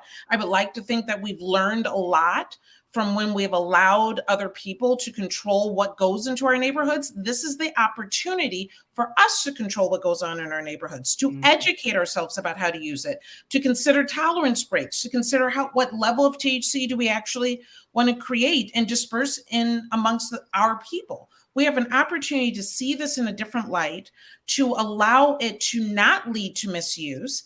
And keep in mind, there are vices everywhere in every aspect of society and culture and socioeconomics. We always have to be careful with those vices. And the best thing that we can do is educate them appropriately. But if this can also lead to financial opportunities, and get us out of being only 4% of wealth in this country when we are 13% of the population. You know, like I said, I don't know if this is what Dr. Bryant had in mind, but this is the opportunity that lands before us, whether it's him or anybody else. And so, yes, we do need to be careful with it, but this is an opportunity that that we can take advantage of, that we can educate our people about, that we can use it in a medicinal manner, and to make sure that we don't misuse it. Because again, the other vices that are available to us readily do much, much more harm than cannabis ever will. Corinna checked in. I agree. Corinna checked in, one of our online culture crew members. Corinna, you said, I think Michael is concerned about how white supremacists will leverage recreational use of marijuana to the Black community's disadvantage. I hear Nira, but I think she speaks to the exception. All right, Corinna, I appreciate you for saying that. B-Fly, I want to get your take on this as we're looking at this, because now we got two sides. These sides are being presented. But what's your take? You know, I think every day somebody comes out of the closet and says at work, says at church, yes, I partake in cannabis. And the more people who come out of these closets of their own stigmas, we're really able to see a real population of people who are existing and thriving in their life and within the state of the economy as well, you know? So it's like, this is an opportunity for us to learn more and to figure out other ways that we can invest in the cannabis industry. If there is anyone who is really dealing with like long-term chronic pain and has not sought out alternative cannabis medicines, then definitely understand that they are around and plentiful and may help you, you know? And so that's just real. You know, we just need more awareness. More women need to be able to stand up and say, yes, this is my lifestyle. More men need to be able to stand up and say, yes, this is my lifestyle. And so the new data, the real data can come in, because, you know, like when you start lying, it skews the real stats. You know what I'm saying? So yeah, you know, we need more. I was a cannabis mom. I'm a cannabis mom, you know? And so it's like, this is important for us to be able to come out of these closets and to show the world how we live, you know, and thrive with cannabis, you know, whether it's flower or tea, topical. And Dr. Bridget and Michael, Nira, and B, we got a couple of moments. We got about 30 seconds left, but I'm wondering, you know, we are having this conversation, but how do we have, and Doc, I want to hear from you, Brother Michael, I want to hear from you. How do we have a conversation that within our communities, right? Like, you know, you said, for example, Dr. Bridget, you go into the churches when they allow you to come in. But how do we have these conversations, right, in a very real way? Because now that Pastor Bryant has put forth this idea, I think it's important for us to this opens up the door, which is why we wanted to have the conversation today. This opens up the door for stigmas to be removed, for education to be learned. So how do we have those conversations without people losing their minds and getting highly emotional and not listening? So there might be emotion behind it, and there's nothing wrong with that, number one. That's true. Regarding the message that came through, about 9 to 13% of people develop cannabis use disorder. It's about the same level of people that develop caffeine addiction. And so it's about education and making sure that people understand that that continuous use does not mean good use. But there needs to always be a balance. So, and that's part of having the medical aspect in there. As far as how can we get this message across and allow people to have open conversations, this is an opportunity, right? Having those church talks is an opportunity. The Cannabis Literacy Club in Atlanta does incredible work to get that message out there as well. The book that we have has been in the hands of churchgoers that then come back to me and say, hey, I didn't know it could really help people with autism and cancer, as well as pain and anxiety and other disorders. So it's about not being afraid to share your story or your experience with people that you might think might be against you, and actually you could be freeing them from the pain and the situations that they're in.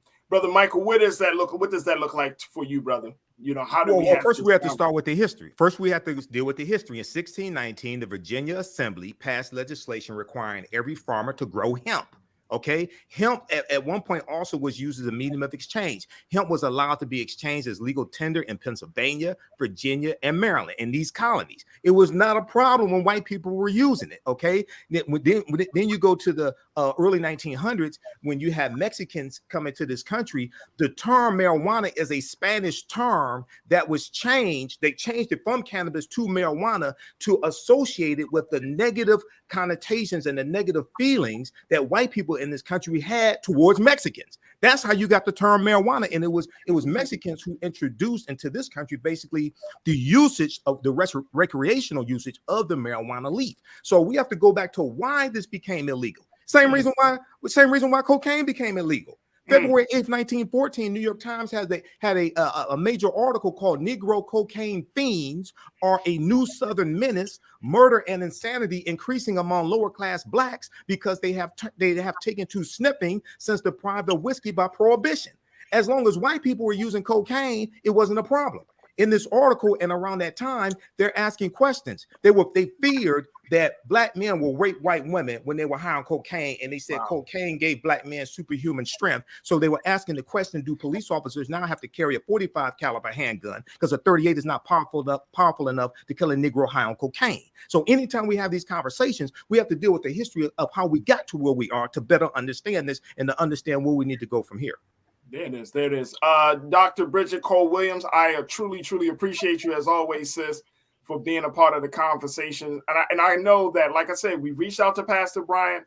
We're going to do our best to bring him to the table, but I certainly would love to get some more. I'm going to pick his brain, then I'm going to come back to you. But I thank you so much for the work that you're doing. Thank you, Doc. We truly appreciate you. Thank you. Absolutely. All right, folks, we're going to take a quick pause. When we come forward, we're going to continue to have our chat with Brother Michael and Hotep. We thank Nir Muhammad, who has been on the show, and we'll continue our conversation with B Fly as well. But let's talk about President Biden wanting to bring African nations into the G20 summit and the implications of that. Also, I'm going to share with you what Cherelle Griner, the wife of Brittany Griner, had to say to support us. Stay with us. Those big conversations are coming up right here on The Culture on the Black Star Network. We'll be right back.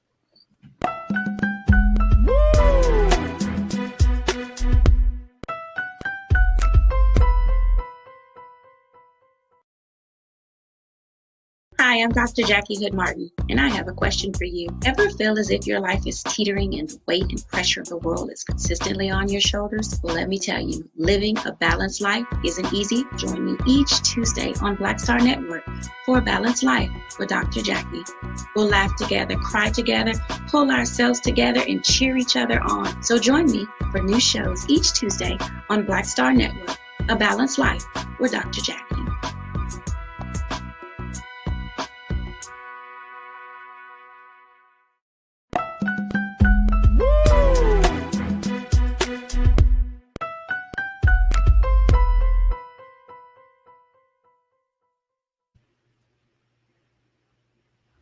All right, folks, welcome back to The Culture here on the Black Star Network. All right, let's move from the cannabis conversation, because that's an ongoing discussion, to talking about a little bit more about politics as President Biden has decided to make a big announcement as it concerns Black countries in the continent of Africa.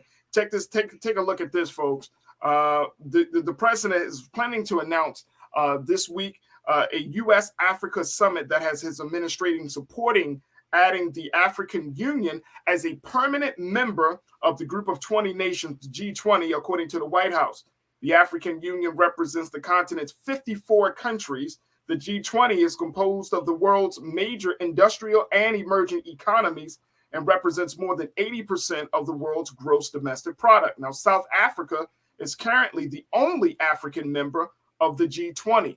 Now, according to the president, this is what he put out. He said, it's past time Africa has permanent seats at the table in international organization initiatives. I'm sorry, this is coming from the senior director for African affairs on the National Security Council, Judd Devermont. He said in a statement Friday, he said, we need more African voices in international conversations that concern the global economy, democracy and governance, climate change, health, and security. Now, President Biden has invited 49 African leaders to take part in the 3-day Washington summit that starts Tuesday. I want to bring my brother back, Brother Michael and Hotep. I've got B-Flower, so I want to bring them both back into this conversation. Brother Michael, the fact that the president wants to bring African countries into the table, is this a sign that is this a good sign, or what are we seeing here, Brother Michael? Well, you know, I first saw the story from the Washington Post because from researching this topic, the Washington Post was the first one to report on this back on December 9th. And I saw the article from the Washington Post, and the idea, the feeling that I got from this was confirmed by one of my teachers, Professor James Small, because I just talked to him and consulted with him before I came on the show. And he said this would not be a good move for the African Union, which is made up of the 54 African countries. On the surface, it may sound good, but it's basically bringing them to the table so they can be fleeced more by European nations. That's basically what it is. And also the U.S., Biden in the U.S., they want to outflank China and Russia. And we know that a lot of the African nations have taken a neutral position on the Russian invasion of Ukraine as well. So all things considered, this would it looks good on the surface, but all things considered, it probably would not be beneficial, especially in the long term for the African Union. Wow. B, what's your take on this? Bringing African leaders to the table of international affairs. You know, my skepticism is high today. Okay. I'm not really feeling the most optimistic. It's like generally speaking, okay. So this really don't feel right. You know, like I would love to romanticize the idea. Like my romantic narrative would go something like, oh, word, that would be dope. Maybe there would be like less famine, right? That's like my romantic narrative. But when I think about what happens when we have historically integrated, shit has not gone to like our true favor. So let's keep the vibranium to ourselves. Keep the vibranium to ourselves. Okay. Yeah, let's be real stingy. Well, I mean, here's the thing. Feel right. Here's the thing about this situation. Like, I don't know, Brother Michael and B, if America has. Like, I'm trying to think about over these past couple of years, and Brother Michael, you certainly can give us some context of this. But over these past couple of years, it just doesn't seem like there has been a real effort for a better relationship between U.S. and Africa and African nations.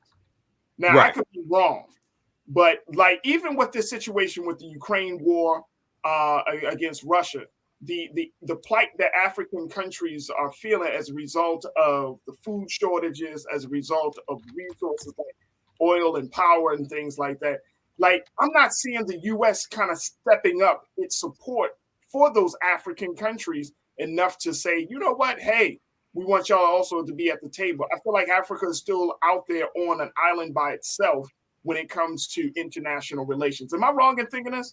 Well, there's been a change with the Trump administration. There's been a change between the Trump administration and the Biden administration on their approach to this. There was in one of the articles I was reading, it talked about how, let me see, which part was that? Oh, Secretary Blinken, U.S. Secretary of State Anthony Blinken said he said that Washington would have to do things differently to help Africa with its infrastructure needs, and it was time to stop treating the continent as a subject of geopolitics and rather as a major player on its own. Now, there's also the Biden administration has been criticized by some as inattentive to Africa, a common complaint about U.S. foreign policy, but one that has rung louder since China deepened its political and economic roots on the continent.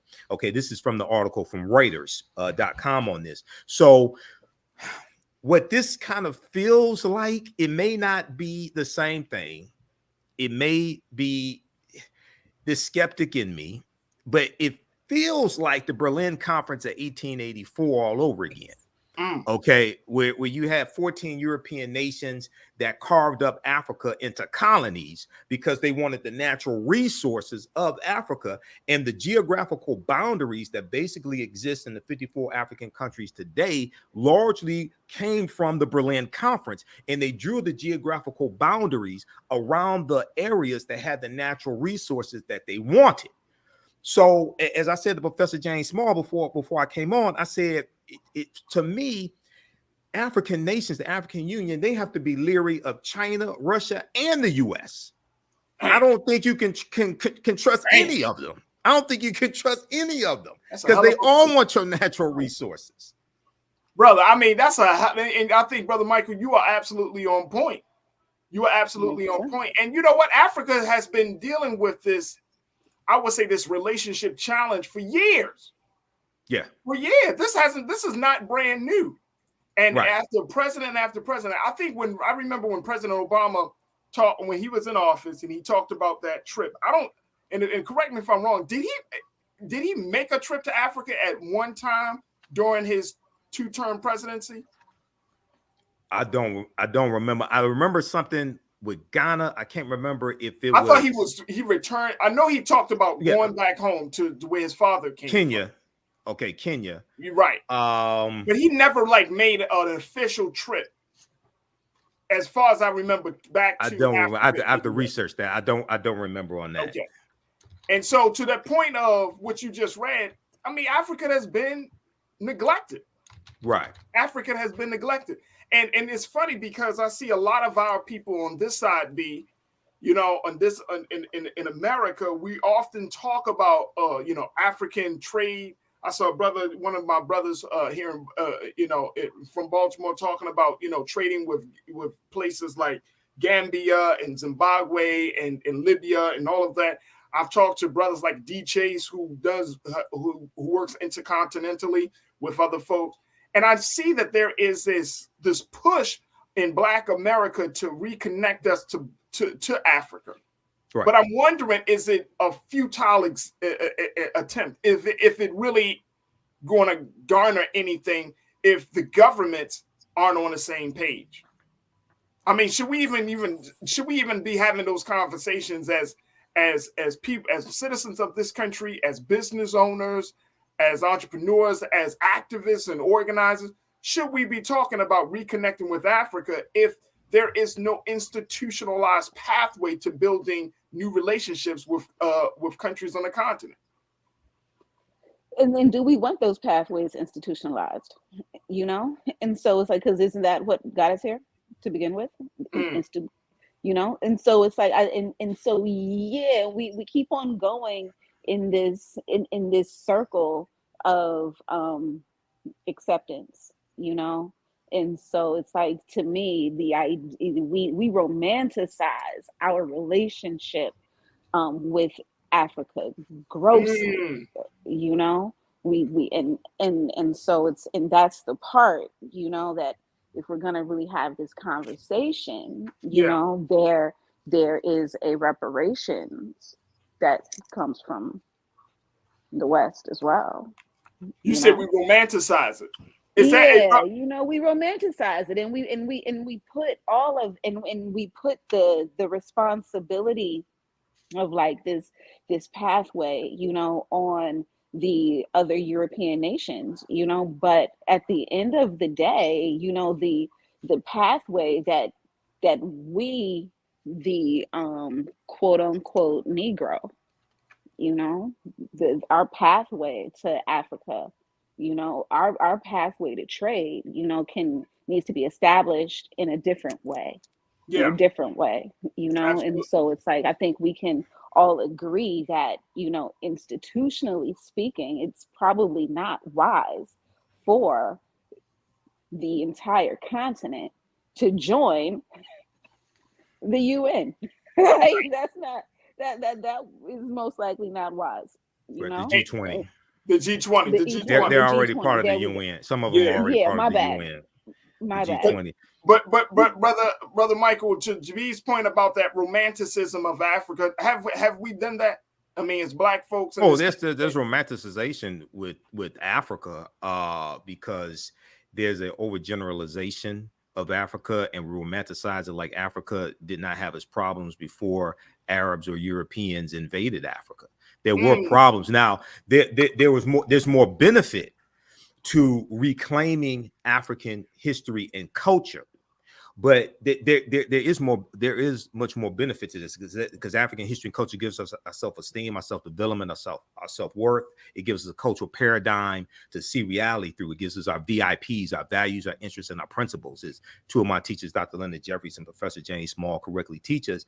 And that cultural paradigm that influences your economic empowerment and your political empowerment. Okay, so during the transatlantic slave trade, we see that we were stripped of African history, culture, language, spiritual systems, our names, our family ties, our nationality, etc. This is why when I talk about repairing the damage of a legacy of 246 years of slavery and decades of Jim Crow segregation, you can't just do that with a check. You got to have comprehensive reparations, and we've largely been taught to hate ourselves. So we really have to study African history and realize that they had internal problems, they had internal wars, there was factionalism and things like this. But it still was better before Europeans and Arabs invaded Africa as well. Let's be clear, it was better before they invaded, and Arabs were involved in the enslavement of African people going back to 7th century AD, going back to about 653 AD. They were involved hundreds of years before the transatlantic slave trade started. So we have to look at the good and bad that existed in Africa, but then also take those teachings, take that history, take that culture, and adapt it to our needs today. Just because they did something a certain way 2,000 years ago does not necessarily mean it will benefit you today and is relevant also to your geography as well. Okay, so we have to. It wasn't perfect, Absolutely. But it's better than a lot of what we're doing now. So we have to make it better. When we claim this, when we claim that history and culture, we want to make it better and make it relevant to our condition today. And I think, Brother Michael and B, that's the part that you got a whole generation of young Black folks who don't know the history, who aren't familiar with the struggle, who aren't familiar with the relationship. And I think that's the part, like making this whole thing relevant. Because if you're talking about a Black America-African union right now, it just seems like you're talking about you might as well, some people might as well talk about Wakanda. You know what I'm saying? It's like it just seems so about a far Facebook off. group. Yeah, that's a Facebook group. You're talking about a Facebook group. I think I'm part of that. Wakanda is powerful. Wakanda is a key Congo word that's in reference to family. Wakanda is a Native American term. It's Omaha, Ponca, and Sioux Indian, which means possesses secret powers. We can see one of the mistakes that, not saying you doing this, Brother Farajii, but one of the mistakes that a lot of people make is when they deal. There are three at least three essential things that great African civilizations had. They had their history and culture. They had an economic system. They had a political system. They had some type of spiritual system as well. It wasn't just culture. Right. They also had an economic system, whether it was bartering, whether it's based on gold, whether it's based on salt. So what we have to understand is that we can learn from the civilizations that Africa built, whether we're talking about the Timbuktu and the University of Sankore in the city of Timbuktu, whether we're talking about Mali, Ghana, Songhai, Ghana, whether we're talking about ancient Kemet, Nubia, Ta-Nehisi. We can learn from what we built, and the genius that built those civilizations still exists in us today. Okay, we just have to realize that we're, borrowing from one of my teachers, Professor Kabahai Wapa Kamene, we're like whales in goldfish bowls. Our potential is so much greater than what we think it is. We don't really understand who we are. We're like whales in goldfish bowls. And see, that's the part though, Brother Michael, that you have to get that over to the next generation. Even before young people, you got to get that over to older black folks, right? Right. You know what I'm saying? Like connecting the dots, helping people to understand. You always talk about the history. You always talking about understanding the lineage. You always talking about going back to the root. And that's the part that I think that we're in America. We are to some degree just like at a place where we're like, you know what? Now it's hard for me to wrap my mind around that part of my history when I'm trying to, still deal with this or still deal with that. You know what I mean? Well, that history is directly related to what we're dealing with today. And that's why we have these conversations, right? Right. Like it's not separate. No, it's directly related. Not at all. Right. And I think that's the point of why we have these conversations, because, the problems that Black folks in America has been suffering from are problems that's been around, but more importantly, are problems that we can actually solve if we have the will to do it. Yeah, but those problems didn't always exist at the beginning of what became America. No. You see what I'm saying? No, racism did not. See, when we talk about August 20th, 1619, and those 20 and odd Africans on the White Lion pirate ship that came into, it was really Hampton, Virginia, not Jamestown. Codified slave laws didn't even exist in the 13 colonies. Right. They were put into a form of indentured servitude. The first colony to have codified slave laws is Massachusetts in 1641. Then it comes to Connecticut about 1650, Virginia about 1661. Okay, so the whole way this whole thing evolved historically is different than how we think it did. If you read the 6th edition of Before the Mayflower by Lerone Bennett Jr., I just taught this in my class a couple weeks ago, page 40, he talks about the names that African people had in this country before they were called Negroes. In the early 1600s, they were called Moors, Blackamoors, Nagars, Negers, and Nagars, Negars. Before we were called Negroes in what would become the 13 colonies. He's talking about the names that we had in this land before, prior to Bacon's Rebellion, 1675 and 1676 in the colony of Virginia, and it's going to be after Bacon's Rebellion, right about 1681, that they introduced the term white widespread in the Virginia colony to break up an alliance between enslaved Africans, African indentured servants, poor white people, and white indentured servants, because they had united in Bacon's Rebellion because they realized they had a common oppressor. They were all being exploited on the tobacco plantations in Virginia. And in Bacon's Rebellion, they burned down the town of Jamestown, Virginia. Wow. This is in 1675, 1676. So when you go study the chronology of how all this stuff evolved, it's totally different than the way we think it did. Because early on in the early 1600s, who we call white people, they were calling them English or Englishmen and Christians. They largely weren't calling them white. Okay? That term is going to be introduced and adopted by the other colonies right about 1681 to break up the alliance, because, Dick Gregory used to say, if you can't pick up the phone and change the interest rate, you're not white. You're just perpetrating. Wow. You think you white. You just on the team to add numbers. You really ain't white. Okay. So that's why we have to understand this history. Absolutely. Look, folks, we got to take a quick pause. When we come forward, let's switch gears. I'm going to share with you with Cherelle Griner, the wife of Brittany Griner has to say as her wife has come back home, back in her arms, and their family is looking to heal from that 10-month ordeal. I'm going to share with you the touching message she had to say about that. And if we got a few more moments, let's share something for you for the culture in the name of our brother, Biggie Smalls. Stay with us. It's the culture right here on the Black Star Network.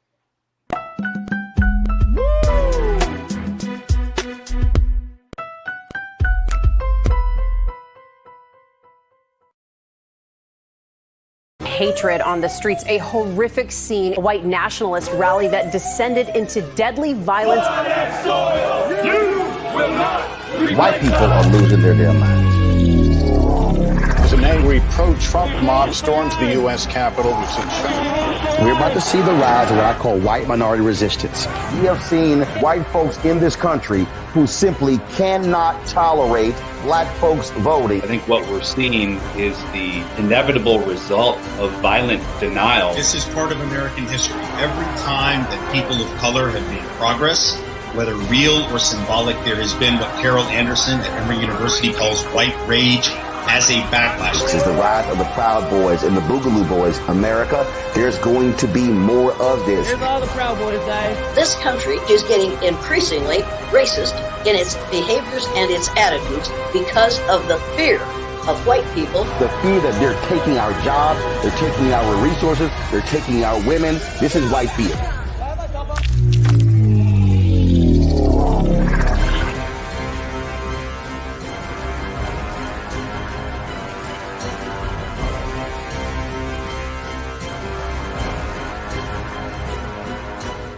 Black Star Network is here. Oh, no punch! I'm real revolutionary right now. Thank you for being the voice of Black America. All momentum we have now, we have to keep this going. The video looks phenomenal. See, there's a difference between Black Star Network and black-owned media and something like CNN. You can't be black-owned media and be scared. It's time to be smart. Bring your eyeballs home. You dig?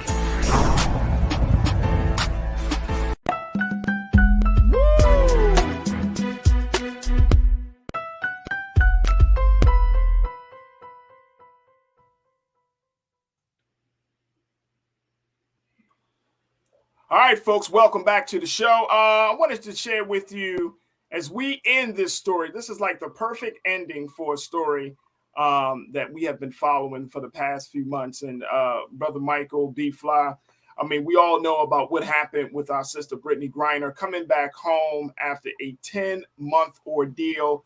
Her back into the hands of her arms of her wife, who has been, I mean, advocating hard and strong. Well, her wife has finally, Brittany's wife finally put it out there on social media. She just wanted to share her thanks to all of those who supported her through this ordeal. Take a look at this post, folks. This is her post. She said, "Yesterday, my heart was made whole thanks to the collective efforts of many. I'm humbled by their hearts." She wrote this on Saturday. She said, "To care for another, a stranger to some, a friend to some, is humanity in its purest form. As BG and I start our journey to heal our minds, bodies, and spirits, I wanted to personally say thank you to some of the hands, seen and unseen, that helped make it possible for me to see my wife again. I appreciate each and every one of you. Let's continue to use our hands, voices, platforms, and resources to bring Paul and all Americans home. Talking to Paul Whelan, all families deserve to be whole." Let's take a look. I want to see if we can, Keenan and Ariel, if we can post that, show folks that IG post, because Cherelle Griner has thanked so many people. I mean, her post was long. She thanked, take a look at this, folks. This is the post that she made, Cherelle Griner. Let's scroll down. And she thanked, of course, President Biden, Congressman Greg Stanton, Sheila Jackson Lee, Colin Alfred, a host of people from Robin Roberts, Angela Rye, April Ryan, Joy Reid, Gail King, a lot of black folks. Man, when you look at it, you know, it's just a beautiful situation. Karen Finney, Sky Dickinson, and I mean, just a number of people, Tamika Mallory, Tracy Hughes. So many folks have been a part of bringing Brittany back home, or even more importantly, spreading the word and talking about the message. I mean, this has been a situation, 10 months, folks, 10 months that we've seen this. And this is all coming from the wife of Brittany Griner, Cherelle Griner. B, I'm going to start with you with this one. What can we say about this situation? I mean, it's a happy ending, but I think people are still trying to figure out the long-term impact of letting this guy, Victor Bout, who's considered to be the merchant of death, you know, kind of going back home. But with all that being said, it's a happy ending. Brittany Griner is back home. This is true. Send his ass back to wherever. We got Brittany back, and then boom. You know, like I'm just, let's just wrap this up. Let's get ready for the biopics. You know, let's get ready for the press tour. You know, let's give her some time. Let's definitely make sure that she is being supported, you know, with her mental health, you know, coming like that's the part. You know, the decompression process, that's you know, part. from being incarcerated to all of a sudden being quote unquote free. Like that's a motherfucker, you know? And so it's like, so pray for your girl. Like that shit's real. And, you know, and most likely, you know, she's a different person now. Oh, no doubt. She's a different person. Is she going back to sports?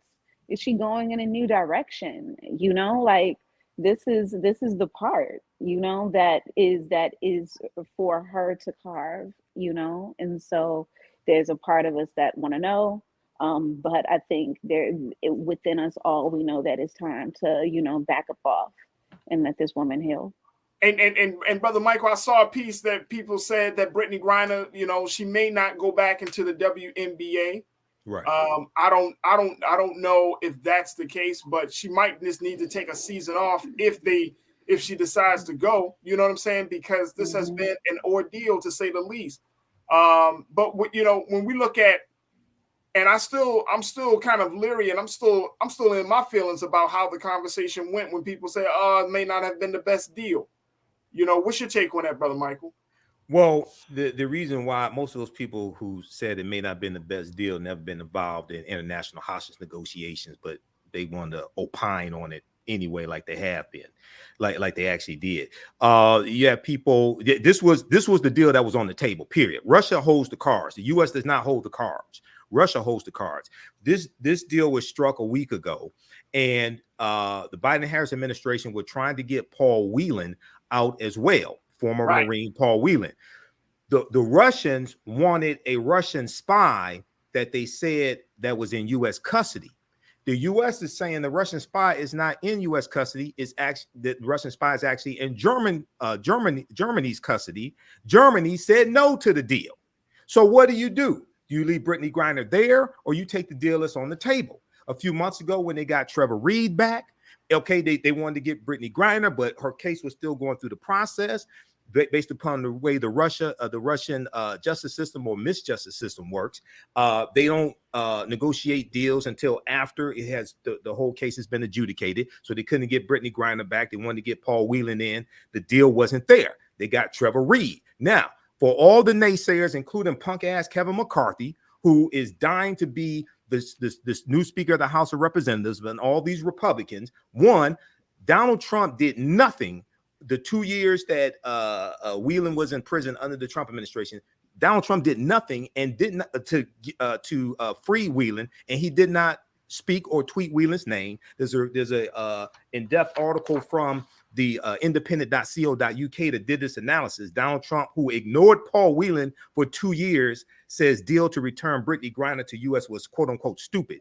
Secondly, if Joe Biden had listened to these dumbass Republicans and left Brittany Griner there, and Brittany Griner ended up dying in a Russian penal colony, then every last one of these traitorous Republicans, as well as Marjorie Taylor Greene, who just said that if she had helped organize the January 6th insurrection, would have succeeded, every last one of them would be saying that Joe Biden left behind a two-time Olympic gold medalist. So all of them could go to hell. They don't know what they're talking about. This was the deal that's on the table. You get this one, you come back and get the next deal. Yeah, absolutely, absolutely. Ming Lee, Natasha, Serge, you bring up a point that I think that is also kind of brewing among the among the culture in Black America. You say it's way too much misplaced aggression about Britney being freed in the Black community. They want her to jump right into being an advocate. Give her time to get her mental health in order first. Right. That's true. And on Friday on Roland Martin Unfiltered, we spoke with Robin May, who's a licensed professional counselor. And Robin May focused on the type of, even though she hasn't examined Brittany Griner, but generally speaking, those in those type of conditions, she talked about the type of mental health treatment Brittany Griner would probably need, but as well as Cherelle Griner also, because Cherelle has been through something traumatic as well. Okay, so yeah, people need to give her time, give her space. Don't expect her to come out and just be an advocate right away. She needs to take all the time that she needs. What would she advocate for, though, B? I mean, seriously, would she advocate for players not to go across the seas to play? I mean, what would she advocate for? Better pay. Better pay. Like, cannabis rules need to change within the system. You know, some sort of process. You know, like there's a lot of shit to advocate here. You know, but at the end of the day, it's like, God, like, we definitely have to let this woman breathe. You know what I'm saying? Like, she does not need to wave any kind of flag at this point. You know, like, I'm sure she is going through a lot of like double thoughts. You know what I'm saying? Like, what if I wasn't trying to, you know, pursue this on the low? What do they call it? They call it, what that is? Isn't it like survivors? Survivor's remorse. Survivor's remorse. Right. It's a lot to unpack, you know, and for her wife, I know that, like, you know, the idea of the next morning and you want just a regular morning and a regular breakfast, you know, and like, that is so not regular.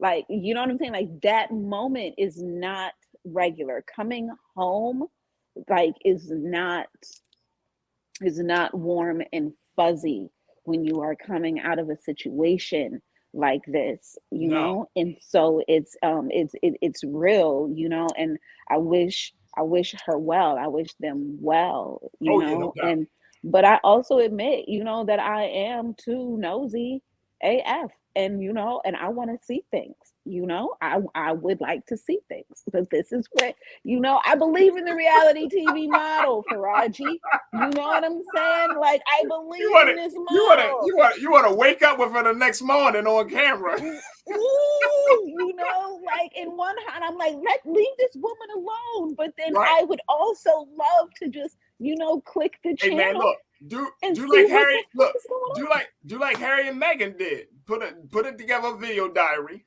and then come out next year with a documentary. You know, and so it's like, are they doing this already? Like, if they're doing this, you know, I think that kind of flies in the face of like of respecting mental health. You know what I'm saying? Yeah, but like, but she needs to purge her story while she is here to tell it herself, you know? Gotcha. So it's like, God, it's so much, you know. I wish her well, and let us know what we could do. Give her time. All right, let me get one final thing, and then Brother Michael want to get you talking about the work you're doing. Final piece, y'all. Looking at what's happening in New York. If you're in New York, you probably see something very special along the Brooklyn Bridge. Take a look at this, folks. A new solar-powered statue of hip-hop legend Christopher Wallace, better known as Notorious Biggie. Right there, Sky's the Limit sculpture pays homage to hip-hop legend Biggie Smalls. It was a piece that was done by an artist named Sherwin the Artist. Sherwin the Artist put this out there on his Instagram. Take a look at this. We got can we play his Instagram, his IG video very quickly, Keenan? Let's take a look. It's a mixed I got to talk. I got to tell what I feel. I got to talk about my life as I see it.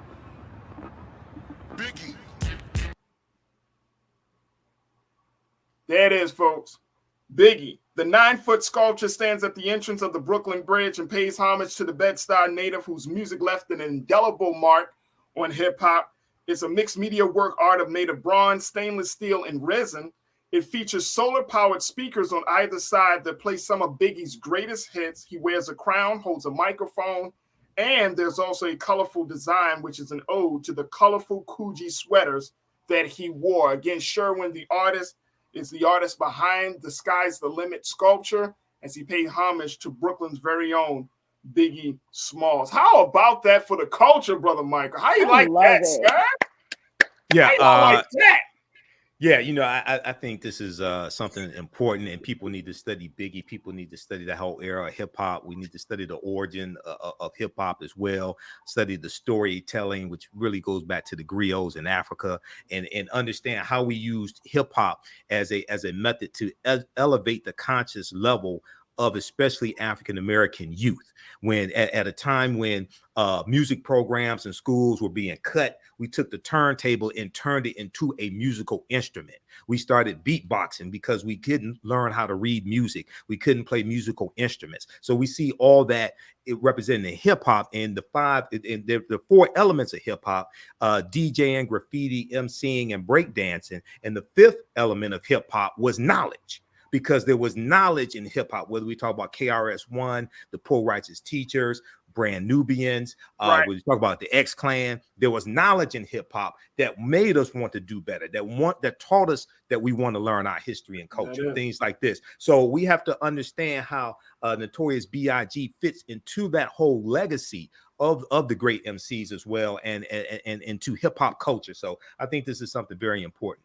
That is dope. That is dope and great for the culture. Brother Michael, B-Fly, I appreciate you, sis. Thank you so much for checking in as always. Mm-hmm. And God willing, we'll be reconnecting with you very and check out my soon. website, theafricanhistorynetwork.com. Yeah, okay. I'm sorry. Visit our website, theafricanhistorynetwork.com. I'm teaching my online history classes this week. On Wednesdays, Ancient Kemet, the Moors, slow down. On Wednesdays, Ancient Kemet, the Moors, and the Ma'afa, understanding the transatlantic slave trade, what they didn't teach you in school. Keep going, go down. We're going to get into some of the history of the Moors going into 711 AD into the Iberian Peninsula.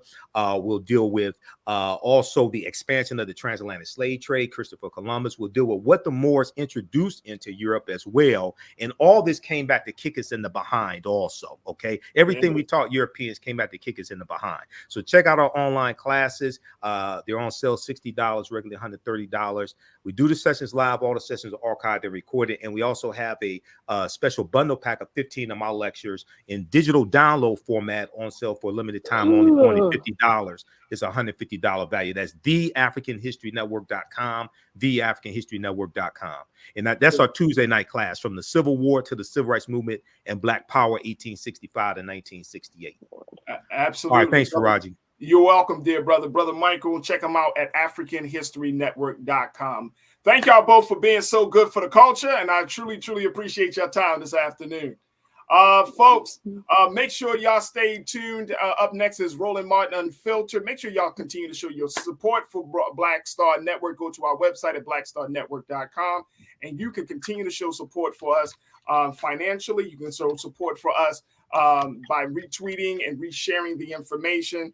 But again, we need your support. Go to blackstarnetwork.com. I want to thank my dynamic team, Joel, Keenan, Ariel. I want to thank my control room, and I want to thank each and every one of you. Make sure y'all follow me on social media at The Real Farajii on IG and Farajii on Twitter. I love to connect with you. As always, never be afraid to challenge what's wrong. Stand for what's right while being yourself in the process. God willing, we'll talk tomorrow for another exciting edition of The Culture right here, only here on the Black Star Network. Thank you also to my very, very special guest, Dr. Bridget Cole-Williams, and to my other great culture crew member, Nira Muhammad, and we'll certainly bring them back on very, very soon. Talk to y'all soon, family. Have a great afternoon and evening. Peace.